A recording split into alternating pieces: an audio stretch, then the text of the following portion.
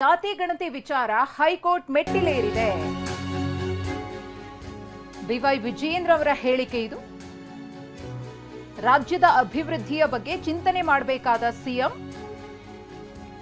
ಹಿಂದೂ ಸಮಾಜವನ್ನ ಒಡೆಯುವಂತಹ ಕೆಲಸಕ್ಕೆ ಕೈ ಹಾಕಿದ್ದಾರೆ ಅಂತ ಹೇಳಿ ವಿಜಯೇಂದ್ರ ಕಿಡಿಕಾರಿದ್ದಾರೆ ರಾಜ್ಯ ಸರ್ಕಾರದ ವಿರುದ್ಧ. ರಾಜ್ಯ ಸರ್ಕಾರದ ಈ ನಡೆ ಇದೆಯಲ್ಲ, ಇದು ನಾಡಿನ ದುರ್ದೈವ ಎಂದಿದ್ದಾರೆ.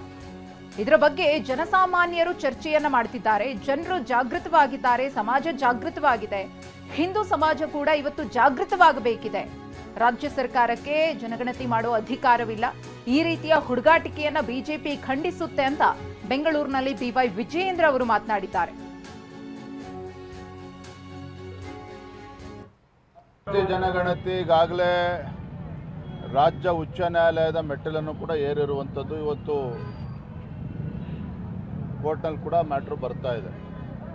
ನಾನು ನಿನ್ನೆನೂ ಕೂಡ ಹೇಳಿದ್ದೇನೆ, ರಾಜ್ಯದ ಅಭಿವೃದ್ಧಿಯ ಬಗ್ಗೆ ಚಿಂತನೆ ಮಾಡಬೇಕಾಗಿರ್ತಕ್ಕಂಥ ಮಾನ್ಯ ಮುಖ್ಯಮಂತ್ರಿಗಳು ಸಮಾಜವನ್ನು ಒಡೆಯುವಂಥ ಕೆಲಸಕ್ಕೆ ಕೈ ಹಾಕಿರುವಂಥದ್ದು, ಹಿಂದೂ ಸಮಾಜವನ್ನು ಒಡೆಯುವಂಥ ಕೆಲಸಕ್ಕೆ ಕೈ ಹಾಕಿರುವಂಥದ್ದು ಇದು ನಮ್ಮ ನಾಡಿನ ದುರ್ದೈವ. ಇದು ಹಾಗಾಗಿ ಇವತ್ತು ಜನಸಾಮಾನ್ಯರು ಕೂಡ ಚರ್ಚೆ ಮಾಡ್ತಾ ಇದ್ದಾರೆ. ಜನ ಇವತ್ತು ಜಾಗೃತರಾಗಿದ್ದಾರೆ, ಸಮಾಜ ಇವತ್ತು ಜಾಗೃತರಾಗಿದೆ. ಹಿಂದೂ ಸಮಾಜವು ಕೂಡ ಇವತ್ತು ಜಾಗೃತಿ ಆಗಬೇಕಾಗಿದೆ. ಇನ್ನೂ ಕೂಡ ಏನಂತ ದುಸ್ಸಾಹಸಕ್ಕೆ ಕೈ ಹಾಕಿದ್ದಾರೆ.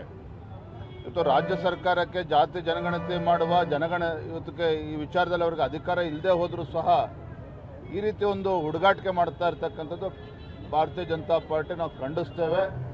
ಇದ್ರ ಬಗ್ಗೆ ಇವತ್ತು ನ್ಯಾಯಾಲಯದಲ್ಲಿ